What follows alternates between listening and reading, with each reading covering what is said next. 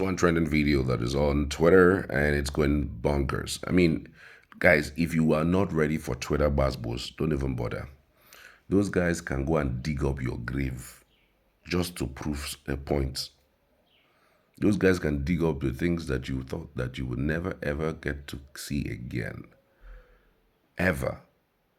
I mean, that was how one of this Buhari supporter at that time got completely annihilated. In fact, they stripped him naked. I've forgotten the guy's name. I've forgotten this guy's name, but somebody like Reno is being barbed off. Like, I don't think there's any form of integrity left of Reno Omokri when it comes to this. But as I'm trying to remember the guy who supported Buhari against Jonathan. The guy does this LinkedIn optimization, helps you optimize your CV. I forgot that guy's name keeps coming and going. And then there's another one. Those guys, because of the things that they tweeted under Goodluck Jonathan. So the things that happened under Goodluck Jonathan, the insecurity, the corruption, happen even double under Buhari.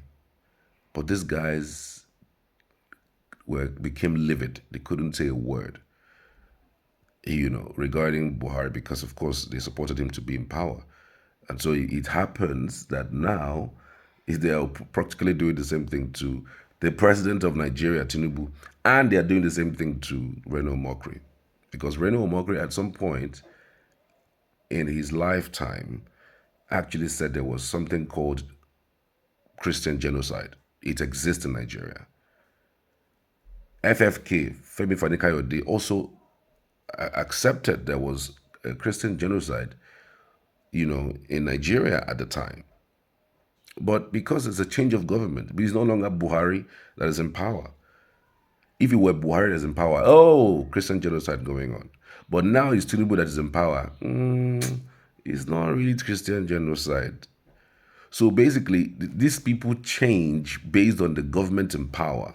If the government in power puts food on their table, they speak for you. They tell you all sorts of things. Oh, when the government is out of favor with you, oh well, he's they're out of favor. So they'll have to go where their pocket is filled up, because that's exactly what I think. Because I think a whole lot of persons actually respected Reno for what he was after they were booted out of power in 2015, and he went ballistic against Buhari. But it's unfortunate that at the end of the day, he didn't see his way around Buhari, and now Tinubu is in power, and he's going all out. Remember, he's also supported Atiku over Tinubu, and I'm wondering at what point did he even switch to supporting Tinubu? He's been barbed. When I mean barbed, barbed. One certain Arnold has smoked him off, and he's been really largely quiet these days on social media. But I just want to highlight this particular topic. A Reverend Ezekiel Dachomo curses Reno Omokri over Christian genocide denial in Nigeria. Reverend Ezekiel Dachomo, leader of the Church of Christ in the Nations in Plateau States, publicly cursed Reno Omokri for rejecting claims of Christian genocide amid Fulani militant attacks that killed over 120 Christians this year.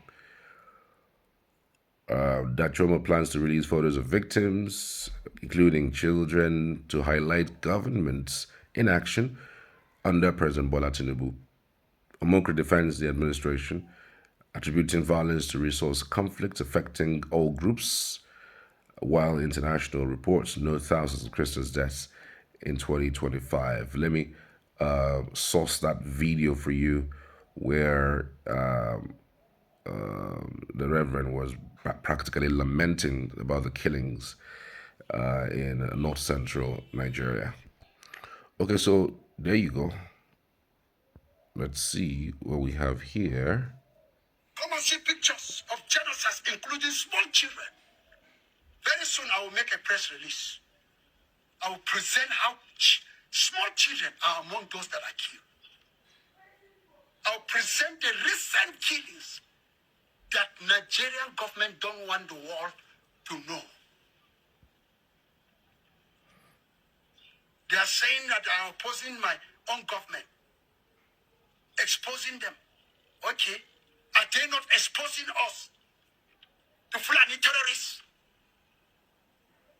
by refusing to come to our aid when we cry out? It's exposing us. Let them continue killing us. Then they turn their face as if nothing is happening. They come out like Reno, or what is that his name? He came out and said there is no genocide like that in Nigeria. That man, I've cursed him already. He will never know peace down to the grave. The blood of people that have entered my brain, I transfer them, my head, to his life. He will not escape. I want all Nigerians to know the man will never escape. He has been doing devious life to different government. This time around, he has crossed his line. If I exist without seeing God crushing that man, then I'm a bastard. Because the blood of people that are being killed in the Lord, for him coming out, he has crossed the line. He's finished. The only hope for him that he will buy my heart, let him repent. Let him repent. If Reno Omokri will repent, and those kind of officials that came out and denied there is no genocide, if they don't repent, oh no. Good point. Get away from that door, boy. There you go. I told you this boy is... It's crazy. It's crazy. So I just take some reactions. Regarding this updates. Niger Next says the blood of the martyred, the saints cry daily unto God, and here is a biblical statement to justify it. Revelation 6:10, and they cried with a loud voice, saying, How long, O Lord, holy and true, dost thou not judge and avenge our blood on them that dwell on the earth? Slims says, so Khan has remained silent about this. Now, wow, this Reverend should be protected with everything we have. Oh. Emmanuel Oguche says, I can see uncried tears from within due to the pains of what the hearts has conceived. To be honest, many people have died. It has to stop. TJ Aliyu says, are we practicing the religion of God or propagating sentiment? We shy away from the truth. None of those men admitted the fact that Muslims were also killed along with the Christians by the bandits. Don't start trouble, for no one knows how it shall end.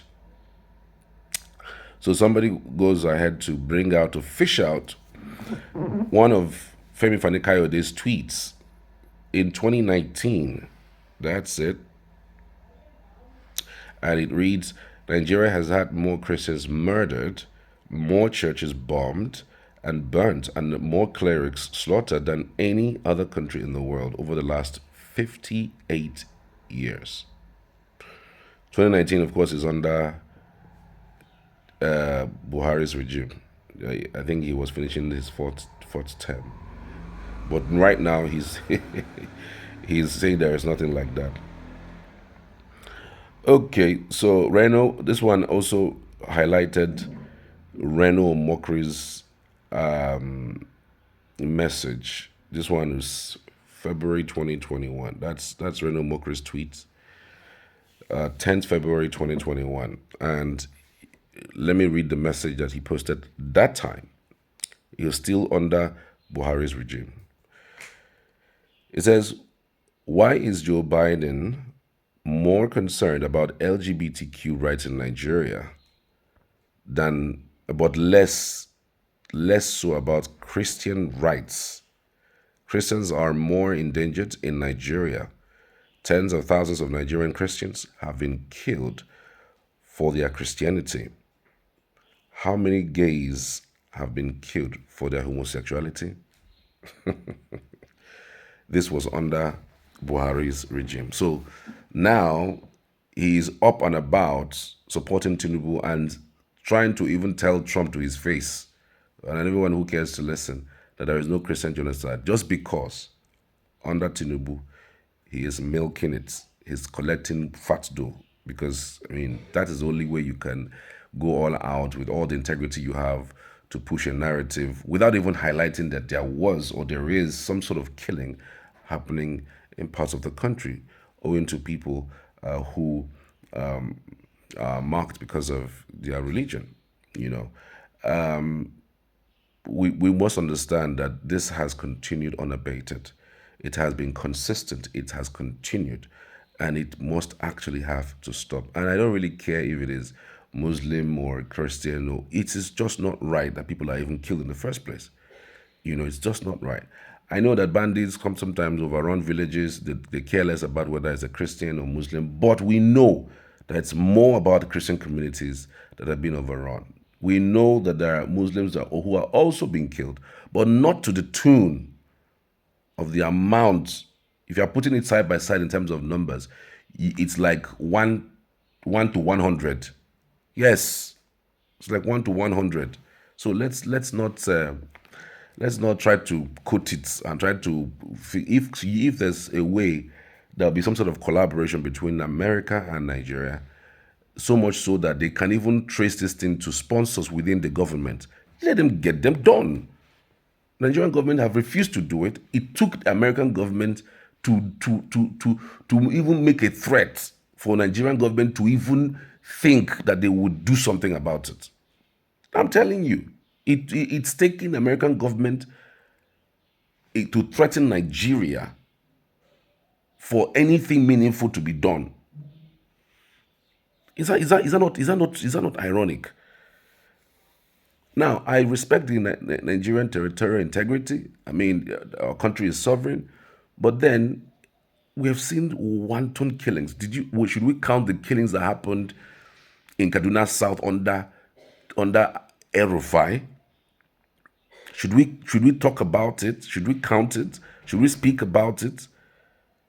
We know the Kaduna South are mostly Christians. There wasn't any month throughout the regime or 8 years regime of El-Rufai that we didn't have one or two killings in Kaduna South.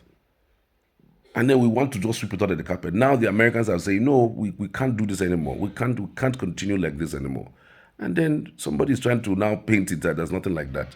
There is. It's systematic. And it has to stop. If it takes America to threaten Nigeria, let them go ahead and do it. If this will make America, collaborate with the Nigerian government in fishing out the sponsors and taking out this insurgency once and for all, it is welcomed. It is only somebody who is gaining from it that will be averse to this. I'm serious. Tell me what you think in the comments. I'd always love to hear from you. Thank you.